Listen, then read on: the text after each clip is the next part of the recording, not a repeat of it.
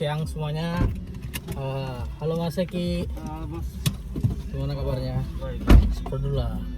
Ya, demi keamanan dan kesehatan ya. Iya. Oke. Ini nyolong di mana nih? Ya kita kemana nih rutenya nih?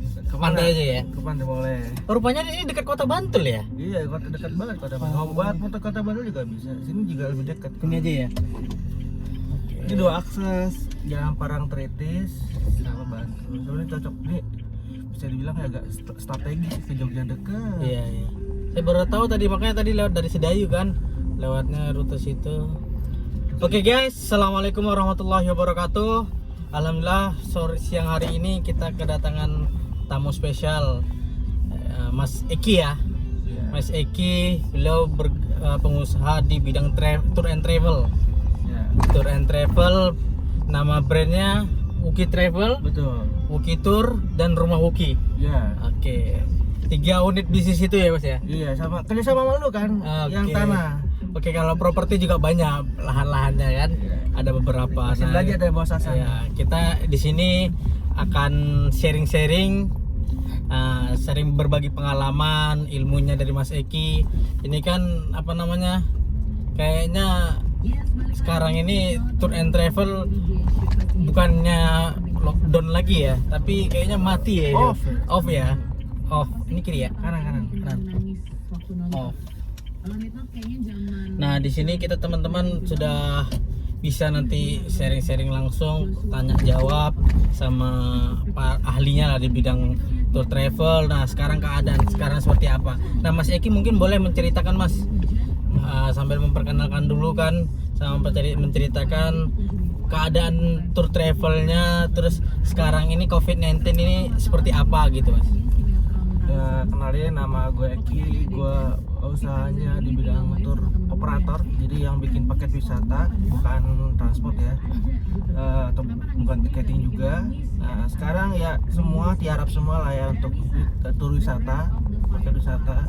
Keadaannya sekarang ya agak shock sih sebenarnya, cuman ya sudah bukan diprediksi sih ya. Keadaan kayak gini sudah pernah kita perhitungkan. Oh, udah pernah dialami ya? Bukan perhitungkan, jadi gini Mas, mungkin keadaan kayak gini banyak yang belum siap, tapi Iya. itu karena mereka nggak punya saving lah, Ya, saving. cash flow yang buat hidupin bisnisnya kalau tidak ada income gitu kan. Nah, keadaan kayak gini apapun lah kondisinya kita sudah memprediksi, artinya kalaupun off 6 bulan masih bisa jalan gitu Mas. Emang udah ini parah banget setelah tahun lalu itu Tahun lalu katanya kayaknya pernah ini juga ya. ya goyang juga, Semenjak dihajar harga tiket naik tiket ya. pesawat domestik naik, Tapi tiket domestik sekarang murah banget loh. murah saking nggak ada penumpangnya. Sampai bandara udah tutup, pelabuhan Bandara, tutup, ya. terminal tutup semuanya. Sebenarnya waktu Agustus Juni tahun kemarin tuh, Juli ya udah mulai naik tuh kan, udah naik mulai ya. normal gitu. Tapi ditimpa lagi nih awal tahun ini sama COVID-19 ya. Nah, Tapi nggak langsung awal tahun biasanya kan ya. Pas Apa ya? tahun baru tuh masih bagus ya pas tahun masih baru. bagus. Wah, tahun kemarin 2019 kita pernah lo gara-gara gempa sama tsunami Banten itu ratusan orang kita refund. 2018. Banten. Ya kan itu 2018 akhir kan Banten tsunami kan. Iya. Nah, itu ratusan orang kita refund. Terus dihajar awal tahunnya 2019 sama tiket naik lebih. Wah, domestik hancur-hancuran, harus bikin strategi ulang. Nah, kalau ini udah gak ada strateginya itu ya survive dan ganti model bisnis yang menyesuaikan keadaan yang ada sekarang. Oke. Nah, ini sekarang kan peluang kayaknya kan Mas Eki kayaknya ada buka usaha baru nih. Ya. Nah, usaha baru ini kan kayaknya ngebom banget deh, kayaknya ngebom. Sebenarnya ya sama teman saya, partner saya duluan yang artinya ganti model bisnis, dia buka supplier daging namanya Pupa Meat Shop, bisa follow IG-nya yang Pupa Meat Shop, dia punya Uri. Oke, follow punya Mbak Uli. Ya, itu bisa follow IG-nya yang mau pesen aneka daging, jenis daging semua jenisnya. Itu frozen ya berarti. Frozen food. Terus ini saya beberapa istri akhirnya sebenarnya ini planningnya udah lama. Cuman istri ya gitu, karena mindsetnya bukan pengusaha ya. Oke. Akhirnya ke dalam keadaan terpaksa ini ya, intinya kita harus bertahan hidup lah. Walaupun sebenarnya dari usaha saya sendiri saya masih dapat gaji. Oke. Biarpun lagi tutup kayak gini, Iya, profit sharing nggak dapat, cuman gaji dapat. gaji tetap jalan ya. Iya, saya untuk bertahan hidup, artinya untuk sehari-hari masih bisa gitu. Nah kalau misalnya perusahaannya masih gini, dari tour travelnya itu berapa bulan ke depan masih bisa kuat untuk memberikan salary kepada stakeholder? Ya untuk staff dan tim ya mungkin sekitar 10 bulan 10 bulan ya, masih bisa. masih aman lah, biarpun di luar nggak ada pemasukan gitu Iya, ya. walaupun nol income lah, Oke, bilang siap. kayak zero income. Oh, mantap nih. Rumah Uki pun sama, rumah Uki lebih lama karena kita punya saving yang tadinya buat pengembangan, kita hold dulu, kita tunda dulu untuk survive dulu. Cuman ya tadi 1 bulan saya santai, satu bulan itu gak ngapa-ngapain, ya udahlah terima keadaan kayak Pas kemarin itu gitu. Iya, pas Maret udah off kan, banyak yang refund, ratusan orang juga yang refund ya. Tuh refund, Padahal booking udah tahun-tahun kemarin apa? enggak, booking kan udah bulan-bulan kemarin Oh. gitu, udah tinggal turnya jalan, udah ibaratnya udah kebayang lah ya, udah punya income segini, profit segini, tiba-tiba jadi harus di refund semua karena kita sejaga nama baik juga. Iya. Karena kita bikinnya panjang, nggak cuma untung sesaat. Oke. Kita balikin duit konsumen ya, emang kita jujur kalau emang udah ada operasional yang kepake, Iya. kita minta pengertiannya konsumen, rata-rata konsumen juga ngerti gitu, Ngerti, asalkan oke. kita terbuka gitu kan. Nah ya udah, saya santai-santai tuh, ya udah terima gaji dapat, cuman nggak bisa berpangku tangan juga ya. Saya ngelihat keadaannya kayak gini, pengen ya lebih baik lah, artinya siapa tahu dalam keadaan krisis kayak gini ada peluang gitu yang mungkin orang nggak ngelirik, orang pasrah. Akhirnya kita bikin tuh branding namanya Dapur Kiamon. Dapur Kiamon ya. Istri kan hobi masak. Mas Eki juga bantuin nih buat masak-masak. Bantuin, saya bantu delivery loh, free iya. free delivery Oke. seluruh Jogja Bantul. Seluruh Jogja dan Bantul karena- delivery order. Iya, delivery order. Nah, karena ya kita pasti mengutamakan rasa dan packaging. Oke. Itu Nah. frozen food atau gimana Mas? Nah, ada yang frozen food, jadi bukan nggak semi frozen food sih Oh, sebenarnya. semi frozen food ya. Soalnya udah dibumbuin, Oke. tinggal goreng. Itu ada yang ready to cook, ya, langsung dimasak. Jadi tinggal goreng, tinggal bakar sesuai selera. Dan ada yang ready to eat, jadi langsung dimakan. Oh, Ya itu yang kayak rice bowl itu ya? Rice bowl atau rice box kayak gitu Oh, kan. oke. Murah, cuma 15.000 free ongkir.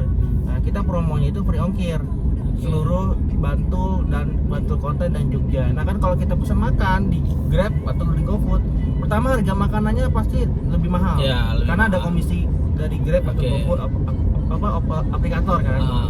Yang kedua kena ongkir dari Gojeknya atau dari ojolnya kan. Nah kalau kita udah lebih murah plus free ongkir. Oke. Gitu. Nah, minimal pengiriman berapa Mas? Nggak ada. Nggak ada. Sementara ini kita nggak ada karena kita mikirnya gini, kita nggak punya sumber daya atau cash buat promosi. Iya. Nah, kita lihat promosi yang paling efektif sekarang itu adalah ya free ongkir tadi gitu. Oke.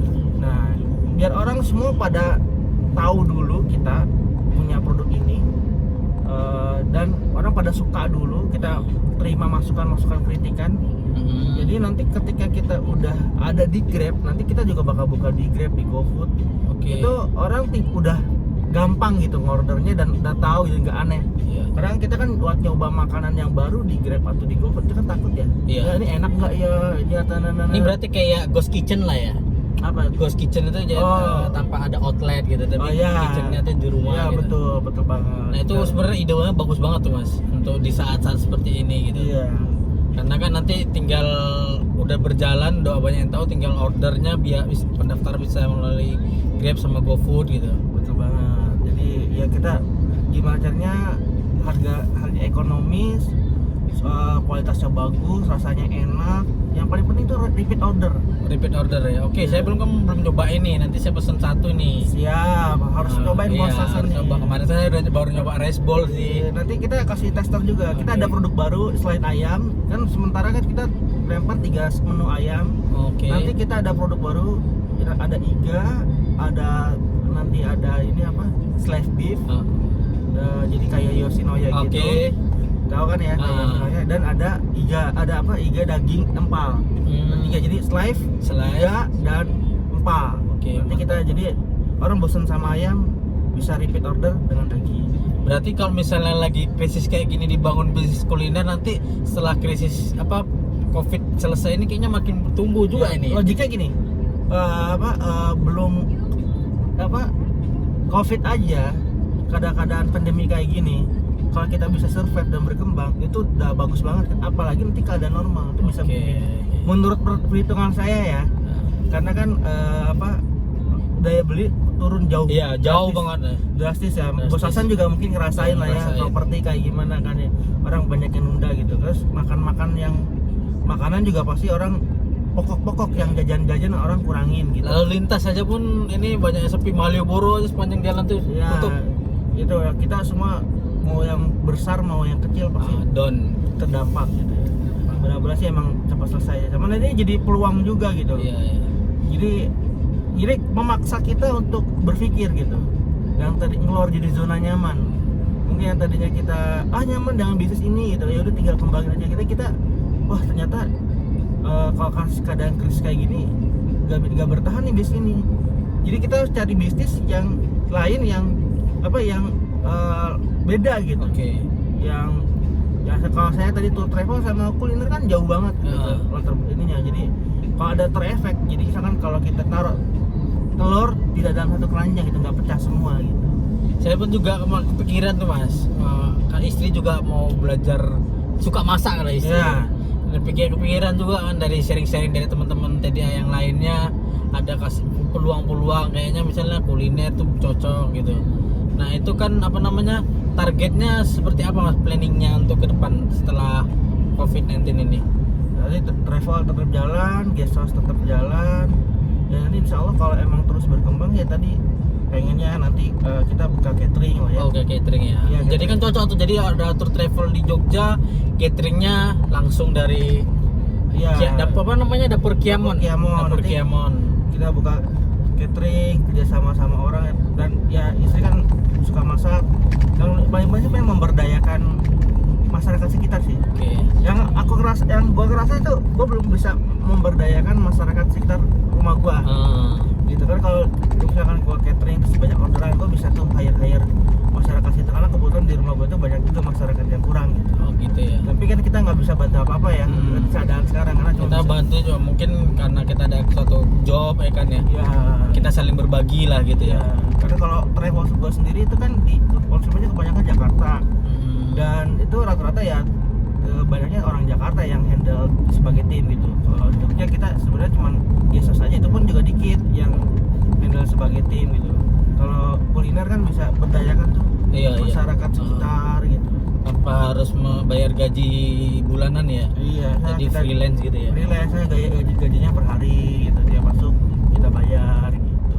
Nah menurut Mas Eki ini berapa lama kira-kira Mas COVID kayak gini Mas? Logiknya ya, jadi harus bikin skenario 6, 12, 18 bulan.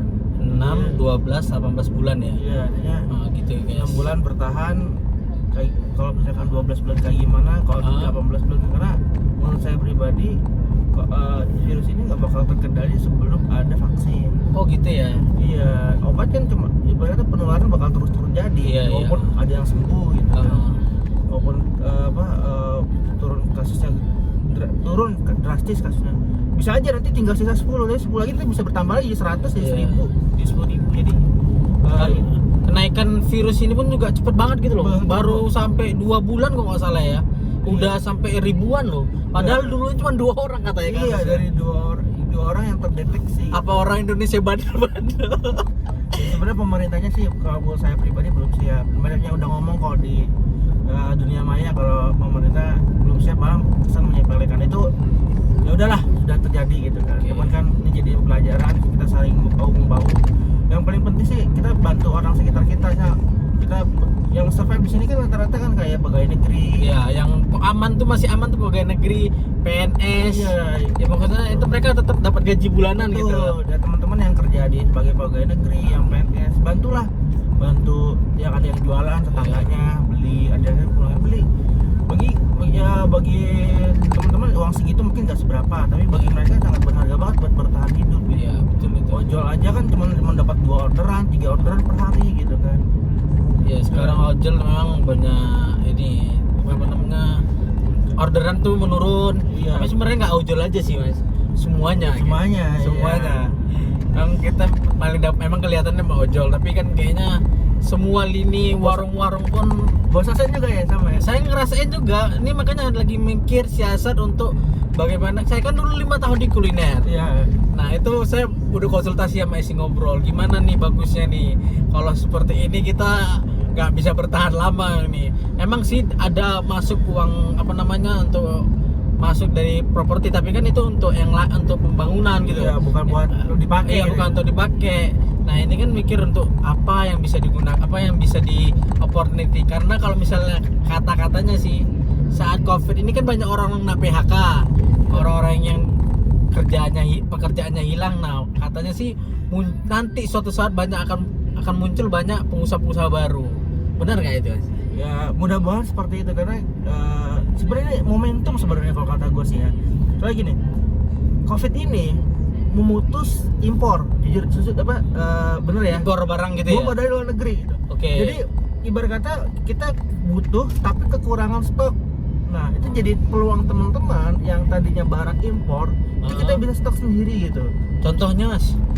Banyak sih kayak misalkan tekstil gitu kan. Tekstil susah kalau buat sendiri. Iya maksudnya saya nggak tahu lah artinya apa banyak saya kayak mainan-mainan kan made in China Iya, mainan rata-rata made in China ya, semua. made in China kan kayak gitu. Jadi barang-barang yang bisa kita mayoritas di beras terus Sembako ya. buah-buahan Oke. apel kayak gitu kan rata-rata kan anggur dari Cina semua. Ada Iya, beberapa dari Amerika semuanya sekarang stop. Jadi teman-teman jadi bisa jadi misalkan jadi argo bisnis.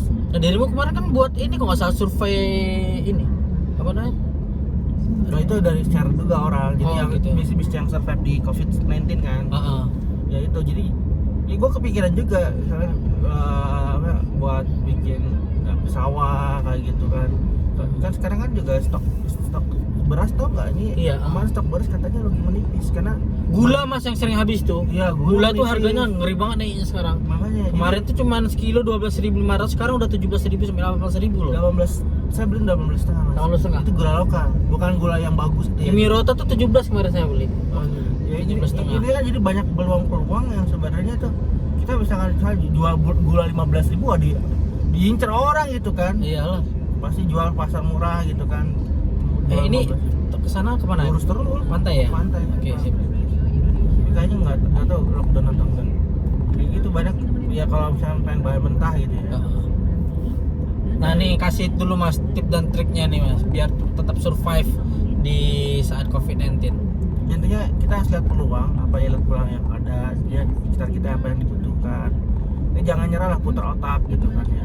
Mungkin kalau nyari kerja agak susah sih ya. Iya nggak bakal Ya, ada kalau agak cari kerja cari yang jadi relawan biasanya kayak gitu. oh, relawan ya. Ya pemerintah kayaknya bukan. Nah, relawan kan riskan juga. Ya itu di resikonya kita harus siap mengorbankan gitu. Tapi kan juga relawan yang bukan langsung ke lapangan juga. Oh. Kayak Gimana tahu relawan medis kan mikir keluarga juga. iya relawan kan ada relawan media sosial buat corona. Oh iya iya. Nah itu saya nggak tahu, teman-teman bisa cari di googling gitu. Saya cuma baca berita aja ada pemerintah buka jadi relawan buat COVID-19 ini. Kalau mau usaha ya cari lihat usaha yang ya harus passion sih. Kadang orang tuh terkekang sama usaha tuh harus yang passion gitu. Sekarang ya udahlah namanya buat bertahan hidup kepaksa ya cari aja yang berdasarkan peluang yang ada gitu. Power of kepepet ya. Iya, power of kepepet. Sebenarnya banyak kepepet juga kan Iya, ya. betul. Kayak gara-gara jualan ayam goreng ini kan saya jadi tahu harga ayam yang murah di mana. Nah, apalagi harga ayam lagi turun nih katanya nih. Betul. Jadi kita jadi tahu jadi marginnya jadi lebar gitu kan. Ya peluangnya di situ ya. Nah, jadi kita bisa tahu gitu. Oh, ini misalnya kita dalam suatu bidang gitu. Jadi bisa tahu gitu seluk-beluknya gitu. Oke. Jadi ya Nah. Mas, ini kata-kata terakhir untuk penyemangat para teman-teman pengusaha nih. Biar apa namanya? yang belum wirausaha biar segera mengeksekusi usaha, yang lagi berjuang menjalankan bisnisnya terus bertahan dan berkembang. Ya gitu. Ini kalau kali belum puasa ya kita sama belum. Nama Allah tuh bakal ngasih ujian itu sesuai dengan kemampuan manusianya. Setuju saya. Ya terus ngasih penyakit pasti ada obatnya. Jadi kita pertama harus nuzon dulu sama Allah. Gitu. Nuzon ya. Iya, contoh kayak saya mungkin ya ini kita global warming ini bisa sembuh karena COVID-19. Ini kan jadi langit jadi bersih. Oh iya. Kayak gitu kan. Jadi ya kita harus nuzon sama Allah. Allah bakal memberikan dua kemudahan di balik satu kesulitan. Jadi kita jadi kalau kita sabar, insya Allah nanti kita dikasih hadiah gitu. Kita sebelum dikasih hadiah harus diuji dulu. Ya, betul. Mungkin sekarang ini kita lagi diuji, dunia ini lagi diuji sebelum dikasih hadiah gitu. Insya Allah abis ini kita jauh lebih baik, jauh lebih solid. Gara-gara COVID-19 ini kita tidak ada perbedaan apapun, agama, ras, politik, semuanya bersatu, sama ya? Semua bersatu. Lihat, saling bantu. Teman-teman bisa lihat di media sosial semua saling bantu. Gara-gara COVID-19 RT jadi nyatu sama warganya, buat saling membahu ya. Iya, tetangga saling bantu, ngasih nasi saling. Jadi gara-gara ini banyak hal positif, jadi jangan hal negatifnya aja. Insya Allah teman-teman sabar aja, jangan keluar rumah. Jangan kayak kita doa ya. Kalau keluar rumah pakai mobil. Kalau nggak punya mobil ya udah seperlunya aja.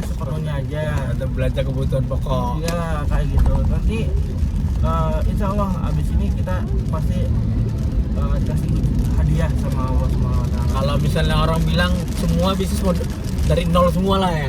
Iya. Bisa kayak gitu ya. Ini benar-benar kalau bahasa Idul Fitri itu semua kembali ke fitri. Gitu. Nah, tapi kita nggak ada lebaran juga ini kayaknya.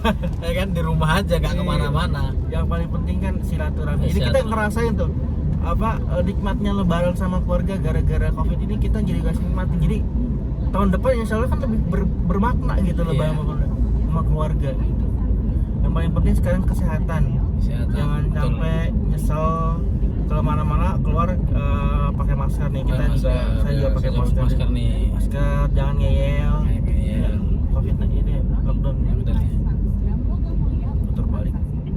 Oke guys, terima kasih Mas Eki atas sharing-sharingnya, ilmunya. Semoga bermanfaat untuk teman-teman pengusaha. Tetap semangat, bagaimanapun sesulit apapun keadaan kita, asal kita mau berusaha dan berjuang, pasti ada jalan. Allah itu maha oke. Oke, terima kasih. Assalamualaikum warahmatullahi wabarakatuh. Ini malah santuy.